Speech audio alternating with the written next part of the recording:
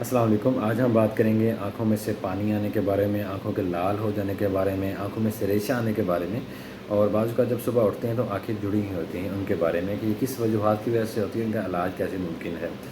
तो बेसिकली अगर हम बात करें तो आँखों का जो वाइट हिस्सा होता है इसके आगे एक झिल्ली होती है जिसे कंजक्टाइवा कहते हैं और ये झिल्ली आँखों के पर्दों के अंदर वाली साइड पे भी जाती है। तो बाज़ का इसका इन्फेक्शन हो जाता है इस झिल्ली का, उसे कंजक्टिवाइटिस कहते हैं और इसकी डिफरेंट टाइप्स होती हैं। बेसिकली सबसे मोस्ट कॉमन जो टाइप है वो वायरस की वजह से होती है, इसलिए इसे वायरल कंजक्टिवाइटिस कहते हैं। इसके अलावा बैक्टीरिया से, ट्रॉमा से, चोट लगने से और बहुत सी बीमारियों से भी ये अलामतें आ सकती हैं, इसका इन्फेक्शन हो सकता है।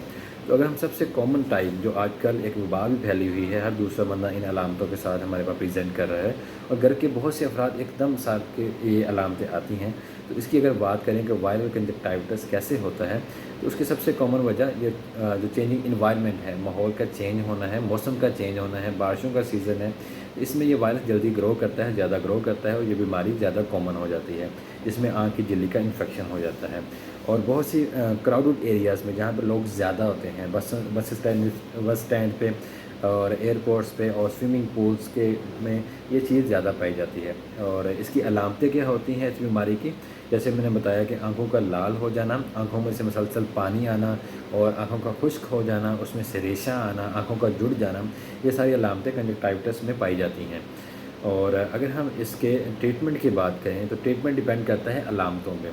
अगर तो सबसे माइल्ड अलामत है, सबसे कम अलामत है जिसमें हम कहते हैं कि आँखें लाल हो गई हैं वायरल कंजक्टिविटिस में, तो उसमें हम सबसे पहले कुछ बेसिक मेजरमेंट्स हैं, बेसिक हाइजीन है, सफाई का ख्याल रखना होता है। उसमें हमने आँखों को बार बार धोना होता है, वॉश करना है और हाथों को भी बार बार वॉश करना होता है। उसकी क्या वजह है, क्योंकि ये जो वायरस है, ये जो इन्फेक्शन है, ये फैलता बहुत जल्दी है फैमिली में। और जो चीज़ें आप इस्तेमाल करें उनसे हाथ के ज़रिए, आप हाथ यहाँ पर लगाते हैं, कहीं पे रखते हैं इस्तेमाल की चीज़ पे या वैसे किसी चीज़ पे रखते हैं, वहाँ कोई और हाथ रखता है तो उससे वो इन्फेक्शन उसमें फैल जाता है। आप टॉवल इस्तेमाल करते हैं, आप बेडशीट इस्तेमाल करते हैं, आप तकिया इस्तेमाल करते हैं, आप कोई भी घर की चीज़ इस्तेमाल करते हैं, तो दूसरा बंदा उस चीज़ को इस्तेमाल करता है तो वायरस उसमें फैल जाता है। तो इसलिए आँखों को भी बार बार पानी से अच्छी तरह धोना चाहिए और हाथों को भी अच्छी तरह साबुन से धोना चाहिए, ताकि वो वायरस अगर आपके हाथों पर लग चुका है तो वो वॉश हो जाए और दूसरे लोगों में ना फैले। इसके अलावा अगर ये अलामतें बढ़ती हैं, आँखें लाल होने के बाद आँखों में से पानी आना बहुत ज़्यादा शुरू हो जाता है, उसके बाद क्या होगा, खुश्की हो जाएगी आँखों में, इरिटेशन होगी, इचिंग होगी और ख़ारिश होना शुरू हो जाएगी। तो उस स्टेज पे जो दूसरी स्टेज होती है इस इन्फेक्शन की, उसमें हम कुछ लुब्रिकेटिंग एजेंट्स यूज़ करते हैं, लुब्रिकेटिंग आई ड्रॉप्स यूज़ करते हैं। वो आई ड्रॉप्स जो कि आँख को थोड़ा सा गीला रखते हैं, उसको थोड़ा सा इस काबिल रखते हैं कि वो चुभक महसूस ना हो, वो खुश्की महसूस ना हो आँखों में पानी आने की वजह से।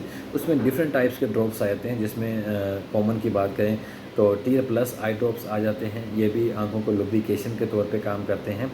और इसके अलावा सॉफ्टियल आई ड्रॉप्स आ जाते हैं और इसके अलावा हमारे पास इफ्थीज़ के नाम के आई ड्रॉप्स भी आते हैं। ये सारे लुब्रिकेशन के तौर पे काम करते हैं। जो आँखों में खुश्की होती है इस स्टेज में हमें ये आई ड्रॉप्स हम यूज़ कर सकते हैं। ज़्यादा हैवी दवाई इस्तेमाल करने की ज़रूरत नहीं है, क्योंकि ये वायरस का इन्फेक्शन है, हमें स्लोली मेडिकेशन यूज़ करनी चाहिए, क्योंकि 3 से 5 दिन या 5 से 7 दिन में ये वायरस का इन्फेक्शन जो होता है, जो रेडनेस ऑफ आई होती है, जो आँख का लालपन होता है, ये खुद ही ख़त्म होने की तरफ जाता है।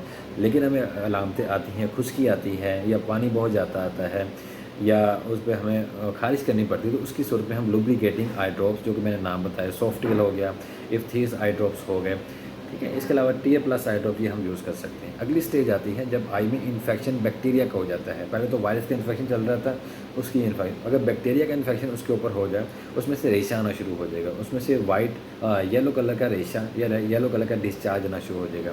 जब सुबह उठेंगे तो आगे आँखें जुड़ी हुई होंगी, आँखों के बड़बट्टे जुड़े हुए होंगे, तो उस स्टेज में बैक्टीरिया का इन्फेक्शन हो चुका होता है। तो उस स्टेज में हमें एंटीबायोटिक्स हम यूज़ कर सकते हैं और बाज़ औक़ात आँखों में स्वेलिंग भी हो जाती है, सोज़श भी हो जाती है, तो उस सूरत में हम अलहदा ड्रॉप्स यूज़ करते हैं। उसकी बात हम अगर करें तो अगर आँखों में सोज़श हो चुकी है और आँखों में रेडनेस बहुत ज़्यादा और पेन भी हो रही है, तो उसके लिए डिफरेंट टाइप्स के आई ड्रॉप्स होते हैं जो कि सोज़श को और दर्द को कम करते हैं। उसमें हम करें तो क्यूरीन के नाम से आई ड्रॉप्स आते हैं, क्यूरीन, वो भी आई ड्रॉप्स यूज़ हो सकते हैं, दर्द कम करते हैं, सोज़श कम करते हैं।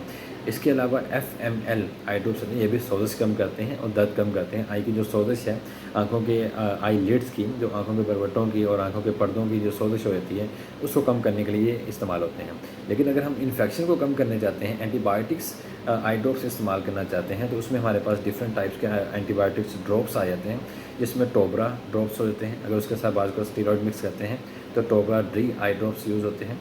इसके अलावा टोबा डेक्स के नाम से आई ड्रॉप्स आते हैं, मॉक्सी आई ड्रॉप्स आते हैं, क्लोरफेनिकोल आई ड्रॉप्स आते हैं और पॉलीफेक्स आई ऑइंटमेंट भी आती है, वो भी हम इस्तेमाल कर सकते हैं। शुक्रिया।